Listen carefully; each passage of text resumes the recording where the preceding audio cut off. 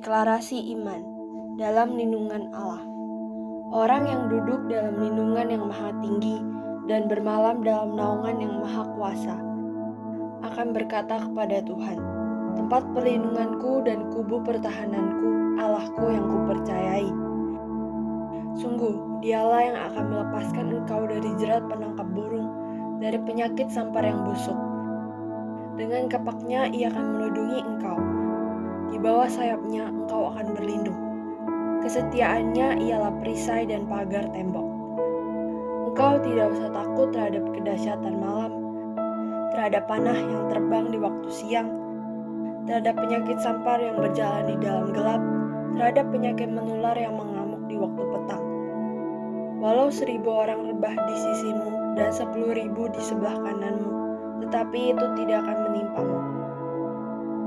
Engkau hanya menontonnya dengan matamu sendiri dan melihat pembalasan terhadap orang-orang fasik. Sebab Tuhan ialah tempat perlindunganmu, yang maha tinggi telah kau buat tempat perteduhanmu. Malah petaka tidak akan menimpa kamu, dan tulah tidak akan mendekat kepada kemahmu.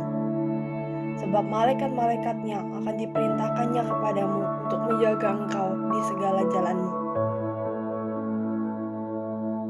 Mereka akan menatang engkau di atas tangannya, supaya kakimu jangan terantuk kepada batu.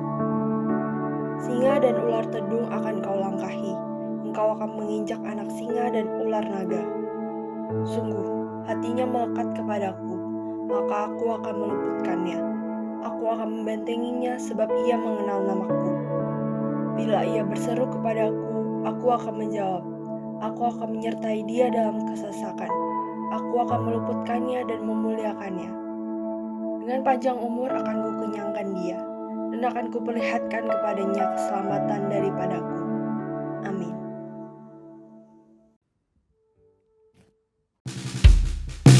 Shalom teman-teman, apa kabar? Well, dimanapun kalian berada, gue mau berdoa supaya kalian berada dalam keadaan yang baik-baik aja, sehat. Yuk, sebelum kita mendengarkan firman Tuhan pada hari ini, kita mau sama-sama siapkan hati kita. Kita mau bawa pujian penyembahan yang terbaik kita buat Tuhan kita.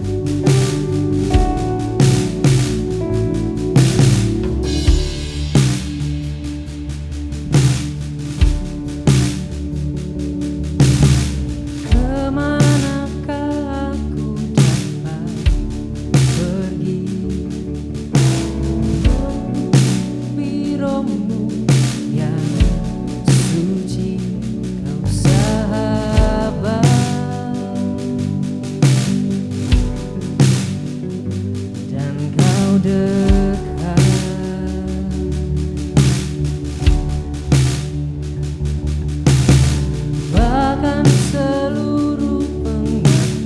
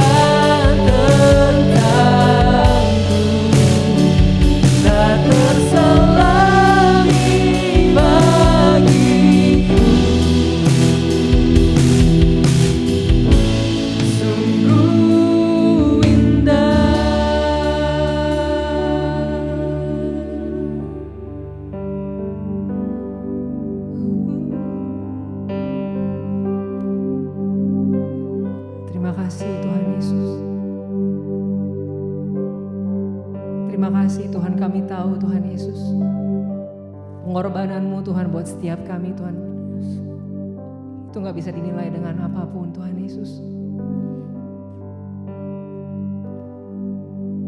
Kami mau bilang Tuhan Yesus, sungguh indah Tuhan kami punya Allah seperti Engkau Tuhan Yesus. Tuhan, mungkin Tuhan beberapa dari kami Tuhan Yesus lagi dalam keadaan yang gak baik Tuhan Yesus. Tahun lalu Tuhan, tahun ini Tuhan, mungkin beberapa dari kami Tuhan mengalami, ada yang menjadi korban Tuhan atas pandemi ini Tuhan Yesus. Tuhan, tapi kami percaya Tuhan Yesus, kami percaya Tuhan Yesus, kasih-Mu masih ada Tuhan buat setiap kami Tuhan.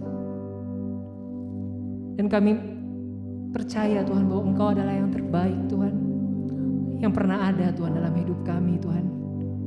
Dan itu gak akan pernah bisa digantikan dengan apapun Tuhan Yesus. Terima kasih Tuhan Yesus, terima kasih Tuhan. Tiada yang dapat gantikan luhurnya kasih-Mu yang tak pernah gagal atasku. Tiada pernah Kau lupakan semua janji-Mu, kesetiaan-Mu kekal bagiku.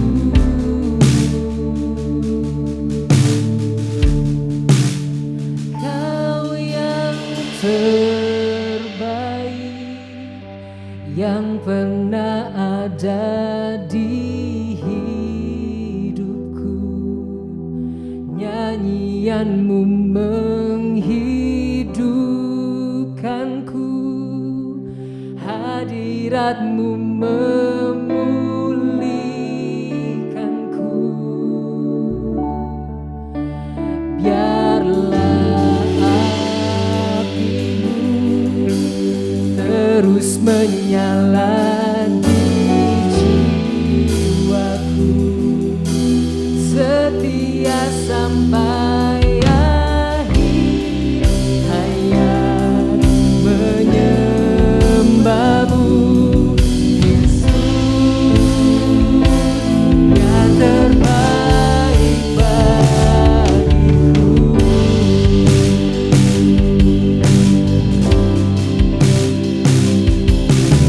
Tiada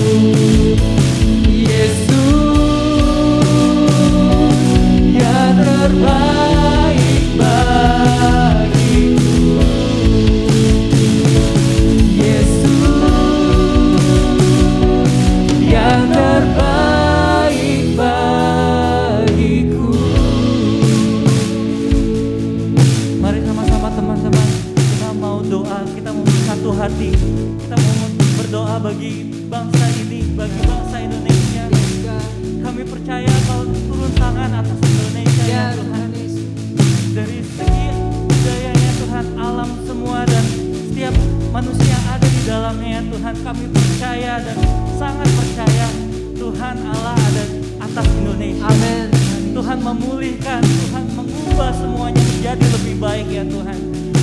Kami terus berdoa dan terus berdoa ya Tuhan, bagi pemimpin kami, bagi semua jajaran-jajaran yang ada ya Tuhan, semua aparat politik, ekonomi yang ada di Indonesia. Tuhan bangkitkan, Tuhan melejitkan semuanya ya Tuhan. Biar namamu yang dimuliakan, biar namamu yang dimajukan di atas segalanya ya Tuhan. Kami juga berdoa ya Tuhan bagi gereja kami, GBI Gamprat Subroto ya Tuhan, ada di dalam tangan-Mu, ada di dalam genggaman-Mu ya Tuhan. Pemimpin kami ya Tuhan, Pendeta Insinyur Niko Nyoto Raharjo ya Tuhan, beserta jajaran yang ada, GBI 1D ya Tuhan.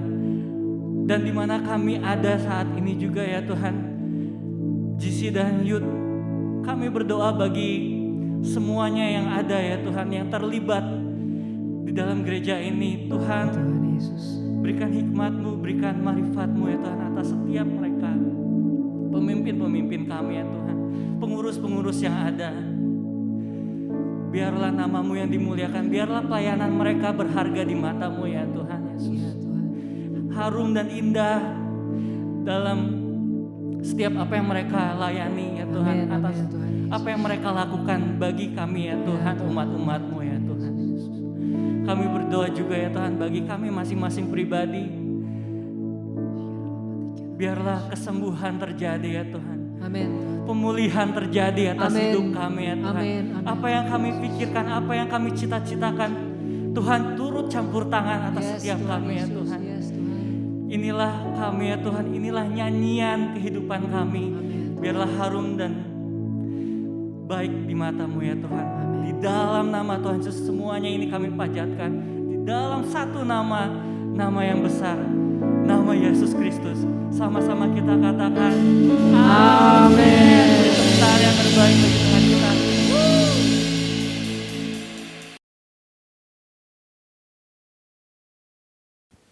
Shalom, anak-anak muda yang diberkati Tuhan.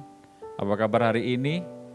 Kita percaya Tuhan selalu melindungi, menjaga, dan memberkati kehidupan kita.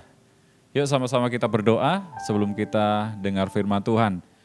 Kami bersyukur buat hari ini Tuhan pertemukan kami kembali dalam ibadah Youth dan JC Online hari ini. Kiranya Tuhan tolong kami, buat kami mengerti akan setiap firman yang kami dengar. Urapi kami semua, kami buka hati untuk firman-Mu. Dalam nama Yesus kami bersyukur. Amin. Selama beberapa waktu ini kita belajar tentang karunia-karunia roh. Di mana karunia itu adalah pemberian dari Tuhan bagi setiap kita, orang-orang yang percaya, untuk satu tujuan, supaya melaluinya nama Tuhan dipermuliakan. Hari ini saya beri tema firman Tuhan yang kita dengar bersama-sama, diperlengkapi untuk melengkapi. Kita tahu Tuhan menciptakan kita bukan supaya kita hidup untuk diri kita sendiri, tetapi kita diciptakan supaya menjadi berkat bagi orang lain. Karena itu di dalam Roma pasal yang ke-14 ayat yang ke-7, firman Tuhan berkata gini, sebab tidak ada seorang pun di antara kita yang hidup untuk dirinya sendiri, dan tidak ada seorang pun yang mati untuk dirinya sendiri.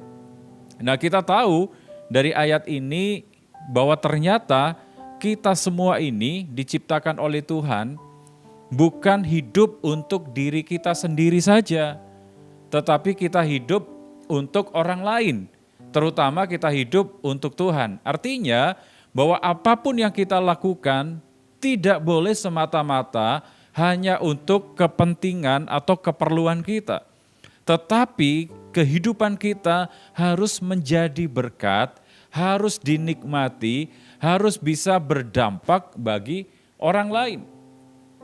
Nah, di dalam 1 Tesalonika 5 ayat 11 firman Tuhan juga ingatkan kita gini, karena itu nasihatilah seorang akan yang lain dan saling membangunlah kamu seperti yang memang kamu lakukan.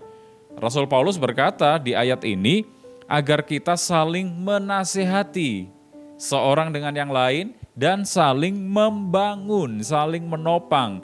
Ini berarti bahwa kita tidak boleh hanya egois, mikirin diri sendiri, berpusat kepada kepentingan diri sendiri, tetapi kita harus ambil tanggung jawab, kita harus ambil sesuatu yang Tuhan memang inginkan untuk kita lakukan, yaitu mulai membangun orang lain, menasehati orang lain, menjadi berguna bagi orang lain.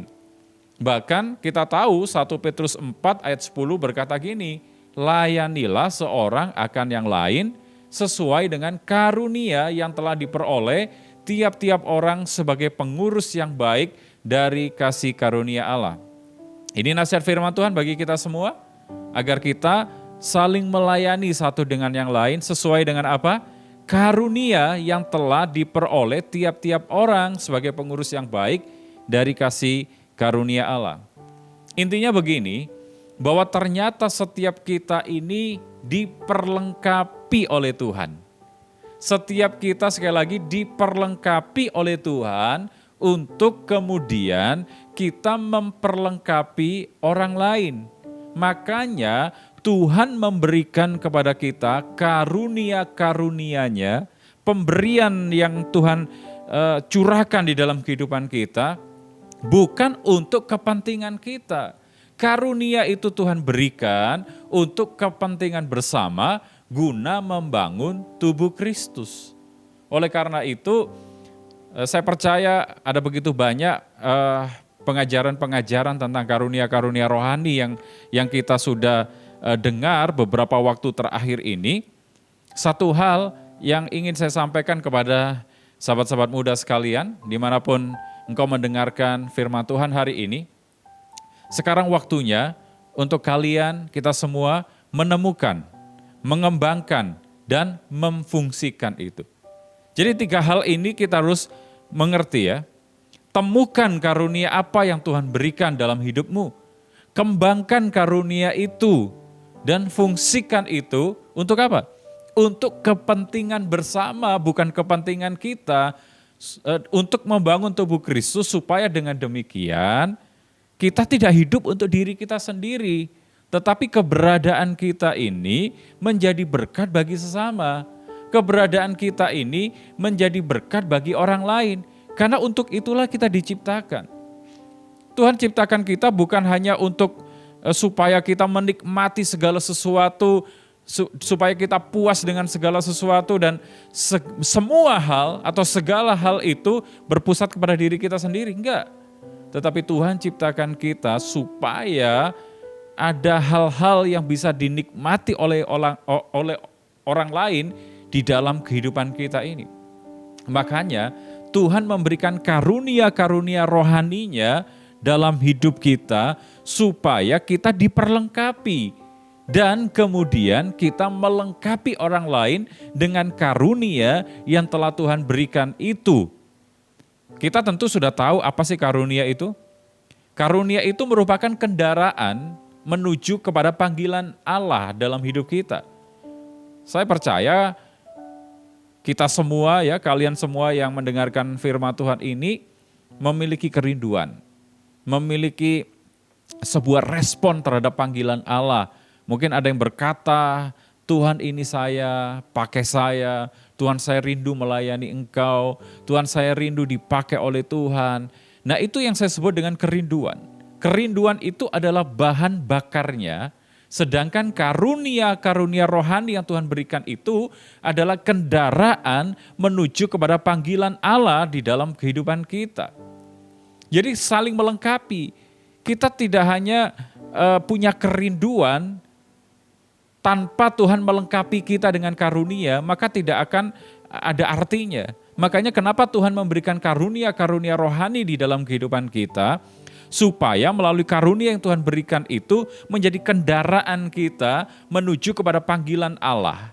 Karena ada kerinduan di dalam hati kita, bukan? Untuk kita melayani Tuhan, untuk kita dipakai oleh Tuhan, dan kerinduan ditambah karunia yang Tuhan berikan akan sampailah kita kepada panggilan Allah untuk menyelesaikan apa yang menjadi amanat agung, apa yang menjadi kerinduan Tuhan di dalam kehidupan kita. Nah, namanya karunia itu adalah sebuah pemberian yang tidak ternilai kepada manusia, dari Tuhan tentunya. Bukan atas dasar keberadaan kita, tetapi itu semata-mata karena memang kedaulatan Tuhan untuk memberikannya di dalam kehidupan kita. Jadi kalau ada seseorang yang diberikan karunia ini, karunia itu, dan lain sebagainya, sedangkan orang lain mungkin hanya dipercayakan atau dititipkan hanya sedikit karunia dibanding orang lain, maka kita nggak boleh iri. Karena Tuhan punya kewenangan, Tuhan punya kedaulatan, Tuhan punya kehendak untuk mempercayakan kepada siapa karunia-karunia tertentu itu.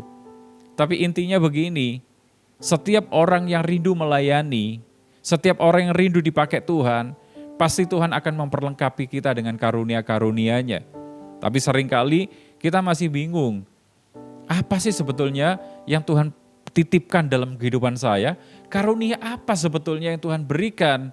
Karena itu tadi di awal kita belajar, temukan itu, temukan karunia itu, kembangkan dan lalu fungsikan. Tentu kalian masih ingat ya perumpamaan tentang talenta. Ada seorang tuan yang punya talenta dan mempercayakan kepada 3 hamba yang berbeda. Lalu kemudian setelah itu tuannya pergi dalam waktu yang lama dan setelah itu datang kembali untuk meminta pertanggungjawaban dari hamba-hamba yang sudah dipercayakan baik 1 talenta, 2 talenta dan 5 talenta itu. Kalau kita lihat yang dipercayakan 1 talenta, dia tidak mengembangkan itu, dikubur itu talentanya dan tidak mendapat apa-apa dari apa yang sudah dipercayakan oleh tuannya.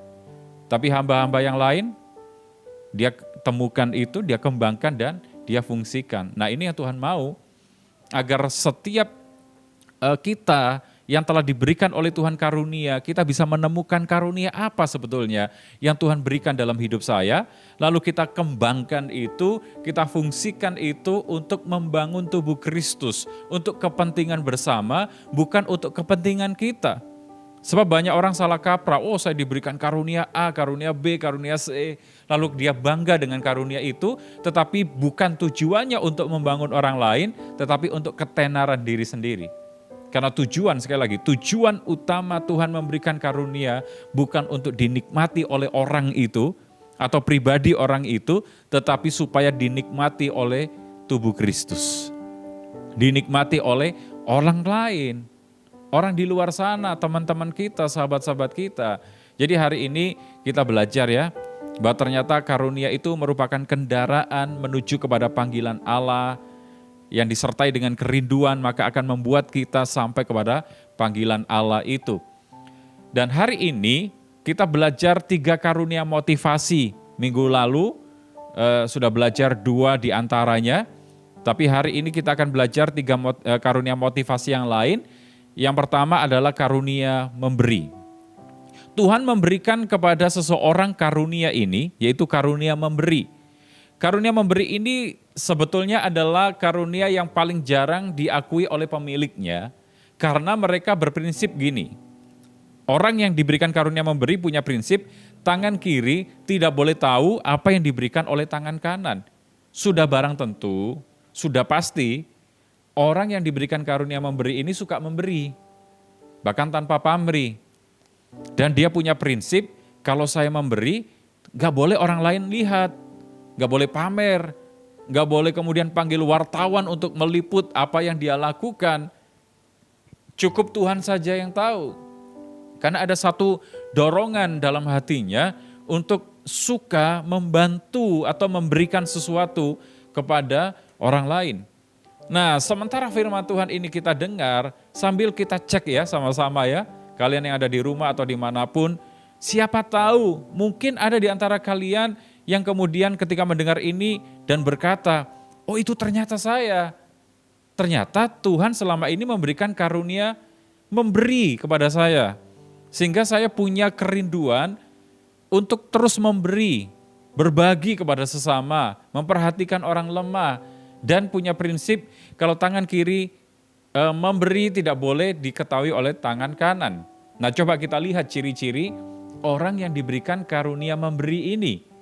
Tentunya dia akan senang memberi dalam bentuk pemberian nyata, yaitu uang, barang, dan sejenisnya.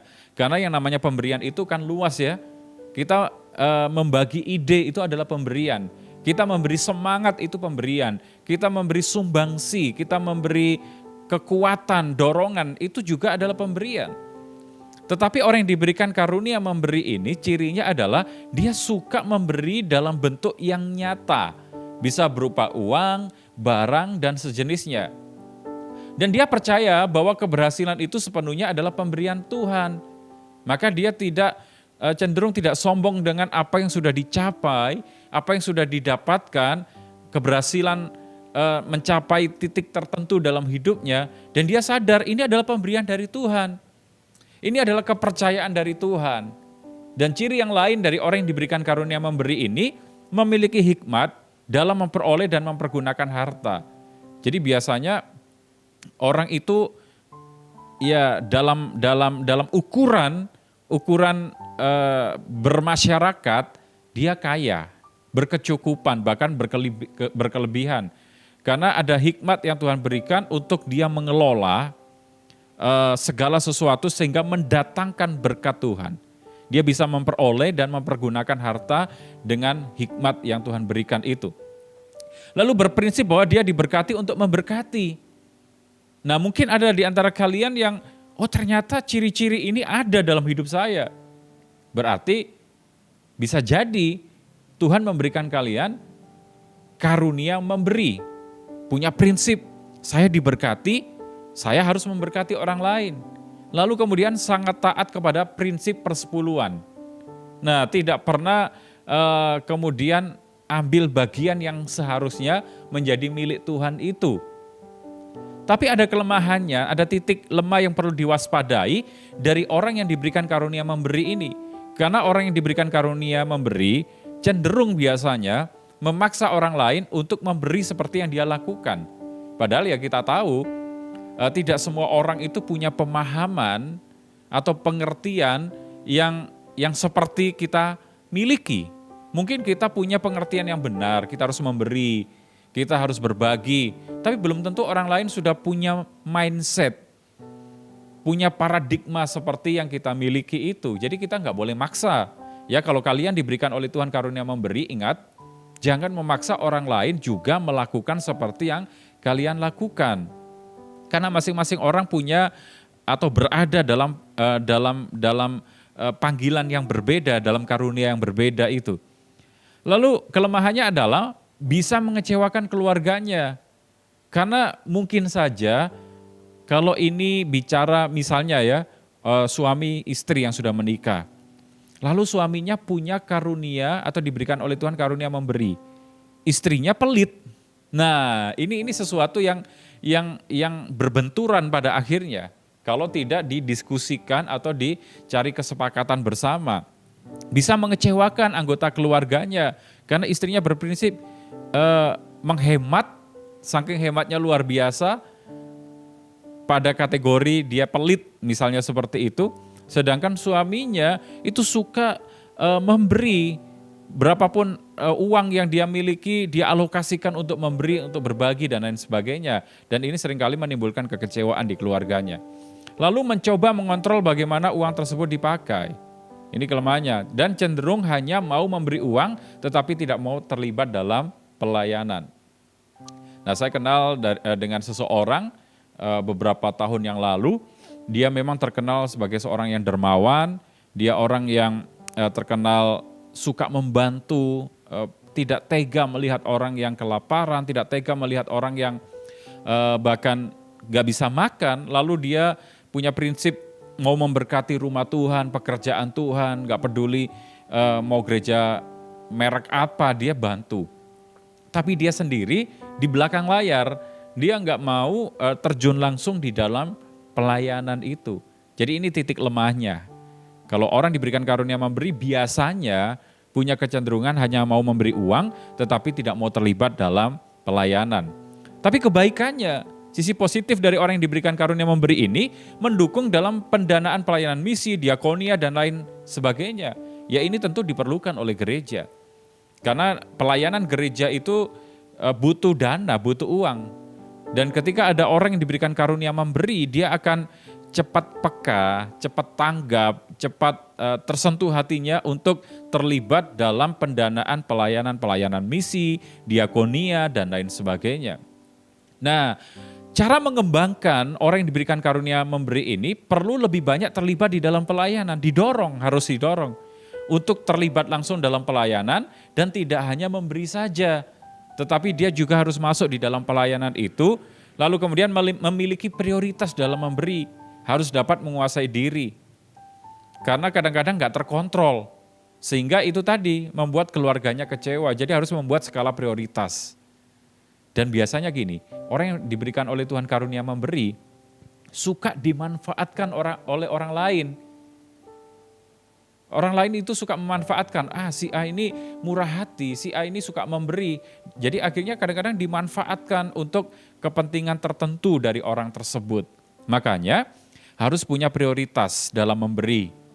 Lalu kemudian harus dapat menguasai diri, minta hikmat, minta arahan Tuhan supaya setiap pemberian kita itu tepat sasaran dan bisa memuliakan nama Tuhan. Nah, itu yang pertama yang kita pelajari, karunia memberi. Yang kedua, karunia memimpin. Nah, Tuhan memberikan kepada seseorang karunia memimpin. Karunia memimpin ini adalah kerinduan dan kemampuan untuk menetapkan satu sasaran-sasaran yang sesuai dengan tujuan Allah untuk masa depan.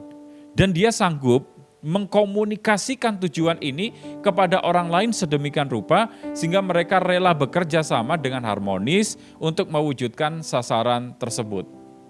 Tidak mudah ya kalau kita lihat dalam Alkitab, seperti contohnya Musa yang dipilih oleh Tuhan menjadi pemimpin bangsa Israel. 40 tahun Musa di padang gurun bersama dengan bangsa Israel. Menjadi pemimpin 2 orang aja itu nggak mudah. Karena kalau kita memimpin 2 orang berarti kita harus siap untuk menghadapi 2 orang dengan isi kepala yang berbeda. Coba bayangkan Musa memimpin begitu banyak orang Israel yang dikatakan oleh firman Tuhan mereka tegar tengkuk, mereka itu tidak tahu berterima kasih, mereka itu suka bersungut-sungut, wah itu kepala Musa bisa pecah itu kalau nggak dituntun oleh Tuhan. Tapi Tuhan memberikan karunia memimpin kepada Musa sehingga dia bisa mengkomunikasikan tujuan-tujuan Allah kepada orang lain sedemikian rupa dan menetapkan sasaran-sasaran yang sesuai dengan tujuan Allah itu. Nah, mungkin ada di antara kalian yang punya kecenderungan seperti itu. Kok saya bisa mengenali atau punya kemampuan tepatnya untuk menetapkan satu sasaran-sasaran tertentu sesuai dengan kehendak atau tujuan Allah untuk masa depan. Dan mampu mengkomunikasikan kepada orang lain sehingga orang lain itu bisa memahami, mengerti, dan mengikuti. Rela bekerja sama dengan harmonis dan untuk mewujudkan tujuan atau sasaran itu. Nah, kita lihat ciri-ciri dari orang yang diberikan karunia memimpin ini. Selalu punya visi dalam hidupnya. Jadi berjalan dalam visi ke visi. Lalu kemudian memiliki kemampuan untuk membagikan dan merealisasikan visi itu. Ya, mungkin ada di antara kalian yang berkata, itu saya banget itu. Saya selalu minta kepada Tuhan visi dan saya mau hidup itu digerakkan oleh visi dari Tuhan itu. Lalu mempunyai potensi untuk membuat rencana dan strategi. Biasanya orang yang diberikan karunia memimpin ini selalu punya rencana yang matang sebelum melakukan segala sesuatu, punya strategi-strategi yang mumpuni. Dapat memimpin orang lain dan mengarahkan untuk sampai kepada visi itu, senang pada tantangan atau sesuatu yang baru, dan gini, ciri-ciri dari orang yang diberikan karunia memimpin, paling sering mendapat kritik. Karena prinsipnya tidak semua orang yang kita pimpin itu sesuai dengan harapan kita dan tidak semua orang itu senang dengan kepemimpinan kita. Dan biasanya ada kritik, ada masukan dan lain sebagainya. Itu sesuatu yang wajar. Dan mampu melihat secara menyeluruh dan menjelaskan segala sesuatu dan lain sebagainya. Itu ciri-ciri orang yang diberikan oleh Tuhan karunia memimpin. Tapi ada titik lemahnya dari orang yang diberikan karunia ini. Biasanya suka kecewa kalau orang lain tidak mempunyai visi yang sama. atau orang yang dipimpinnya tidak menangkap atau meresponi visi itu. Dan dia menjadi kecewa. Kenapa saya sudah bagikan visi? Kenapa saya sudah bagikan mimpi-mimpi saya atau sasaran atau target ke depan, tapi ke orang lain tidak menangkap atau enggak meresponi atau tidak mengikuti, maka dia jadi kecewa. Ini titik lemah yang harus diwaspadai. Lalu suka mempertahankan visi dan menutup diri terhadap pendapat orang lain. Sehingga menganggap bahwa ya dia yang paling benar dibanding yang lain. Mudah memanfaatkan orang lain untuk memenuhi ambisi. Karena seorang pemimpin kan biasanya ya dia punya orang-orang yang mengikuti atau punya orang-orang yang sevisi dengan dia, yang ikut bersama-sama dengan pergerakannya sang pemimpin ini, dan dia cenderung memanfaatkan orang-orang itu untuk memenuhi ambisinya. Ini kalau tidak diwaspadai ya. Lalu mudah mengorbankan diri atau keluarga untuk visi yang diterima. Dan cenderung untuk mengambil alih tugas atau tanggung jawab pada saat kepemimpinan di atasnya lemah. Tapi kelebihan dari orang yang diberikan karunia memimpin ini mampu mengatur, membangun, memotivasi orang lain untuk bekerja sama mewujudkan visi itu. Memiliki semangat, biasanya orang yang punya karunia ini semangatnya luar biasa. Hidupnya penuh gairah untuk mewujudkan visi dan target atau tujuan. Mampu membuat perencanaan, membuat satu blueprint yang matang untuk satu tujuan tertentu. Dan berani membuat perubahan ke arah yang positif.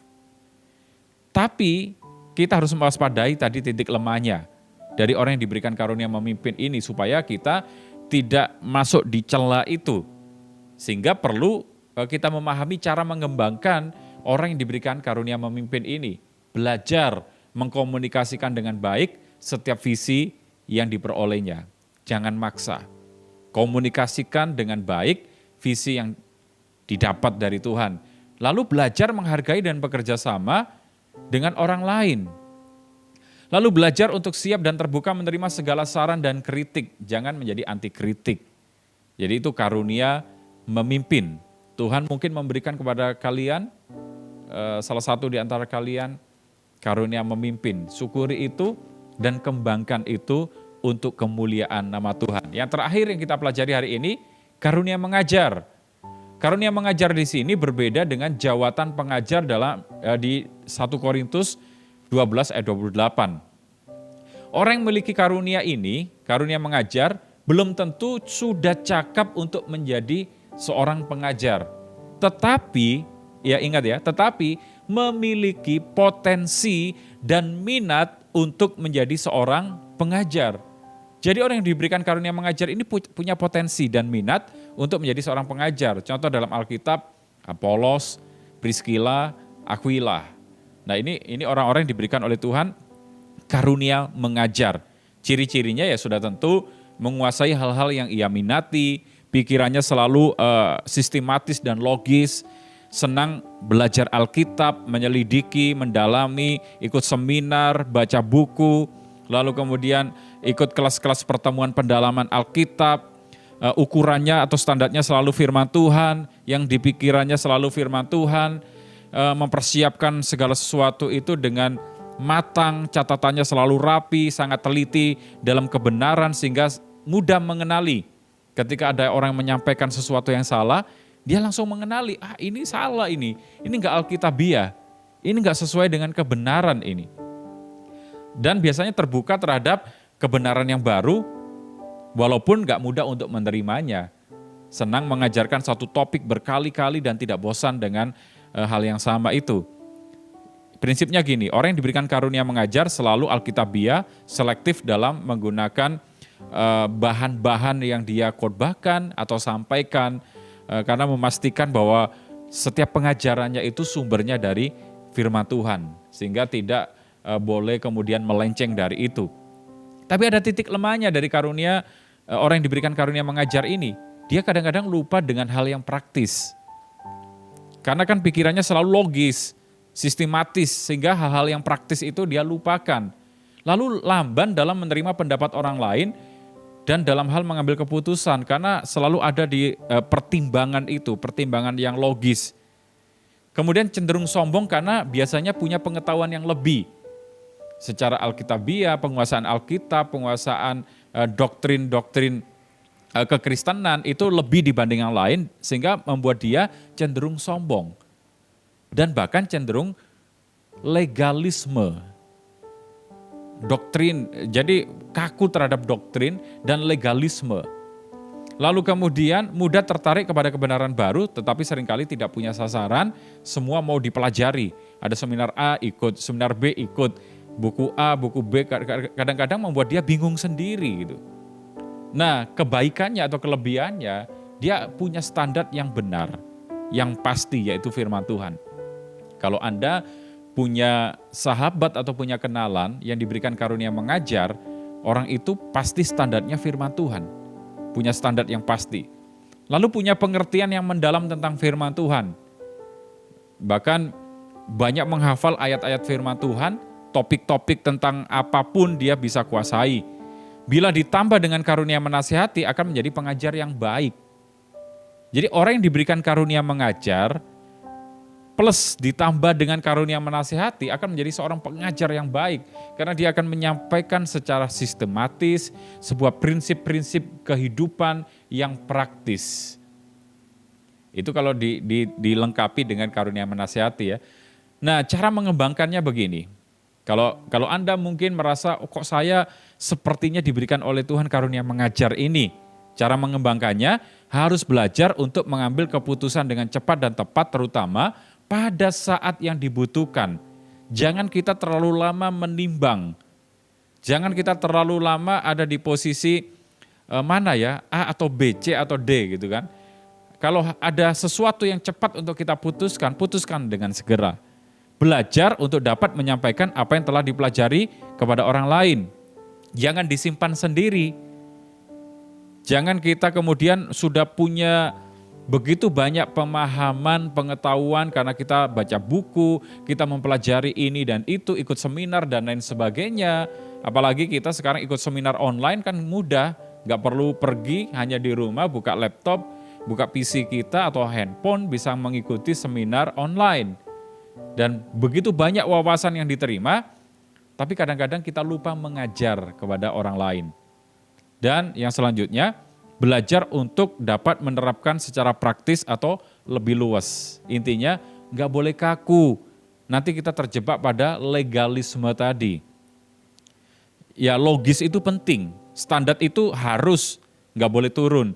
Tetapi belajar untuk menerapkan segala sesuatu yang sudah dia pahami itu secara praktis dalam kehidupan sehari-hari. Itu yang kita pelajari hari ini. Ada 3 karunia lain yang kita sudah dengar beberapa waktu yang lalu juga tentang karunia motivasi. Hari ini kita belajar tentang karunia memberi, karunia memimpin, dan karunia mengajar. Intinya adalah begini, setiap karunia yang Tuhan berikan itu selalu tujuannya adalah untuk membangun tubuh Kristus, untuk kepentingan bersama, bukan untuk kepentingan kita sendiri. Karena itu, temukan, kembangkan, dan fungsikan setiap karunia yang Tuhan telah berikan. Karena sekali lagi, kita diperlengkapi oleh Tuhan dengan karunia untuk melengkapi orang lain dengan karunia yang sudah Tuhan beri itu.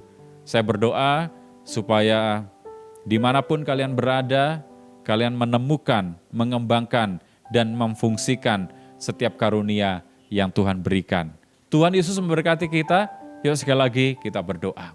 Terima kasih Tuhan untuk pengajaran firman Tuhan yang kami pelajari hari ini. Kami belajar 3 karunia lain, pemberian dari Tuhan atau karunia motivasi yang Tuhan berikan, yaitu karunia mengajar, karunia memimpin, dan karunia memberi.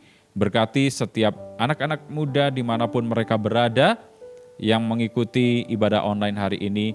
Berkat-Mu turun, mampukan mereka untuk menemukan, untuk mengembangkan dan memfungsikan sehingga karunia itu melengkapi orang-orang lain di sekitar kami. Kami rindu hidup kami menjadi berkat, hidup kami dipakai oleh Tuhan secara luar biasa. Ini kami, utuslah kami, ini kami, pakai kami. Dalam nama Yesus, kami bersyukur untuk firman-Mu. Yuk sama-sama kita arahkan hati kita. Kita mengucap syukur pada Tuhan buat ibadah hari ini dan kita terima berkat dari Tuhan. Terimalah berkat anugerah, damai sejahtera dan sukacita yang berlimpah-limpah dari Bapa di surga melalui anaknya yang tunggal, Yesus Kristus, dan persekutuan yang manis dengan Roh Kudus menolong, menyertai, memberkati kita dari sekarang sampai selama-lamanya. Dalam nama Yesus kita terima berkat ini. Haleluya. Amin. Tuhan memberkati kita semua.